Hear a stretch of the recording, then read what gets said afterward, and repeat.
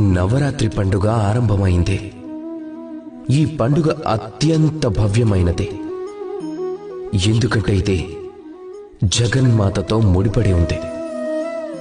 అమ్మా, ఇది ఎంతో చిన్న పదం. పరిశీలనగా చూస్తే యావత్ ప్రపంచం ఈ పదంలోనే ఉంది.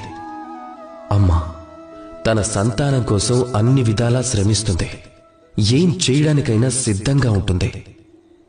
అమ్మ ఆవిడలో అతిపెద్ద గుణం నిశ్చలత.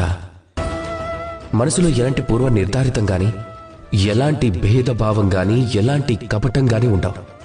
అమ్మ ఎంత అమాయకురాలు అంటే, సంతానం అబద్ధానికైనా ఆకలంటే చాలు, అమ్మ మాత్రం వాళ్ళకి నిజంగానే ఆకలేస్తుంది అనుకుంటుంది. వాళ్ళ కోసం ఏదైనా చేస్తుంది. అమ్మ జన్మనిచ్చిందైనా కావచ్చు, లేక పెంచినమ్మైనా కావచ్చు. స్వర్గం, ఈ స్వర్గం అనేది మనకి అమ్మ పాదాల దగ్గరే లభిస్తుంది. అలాంటి అమ్మని మనం దైవంలాగా పూజిద్దాం. రాధాకృష్ణ.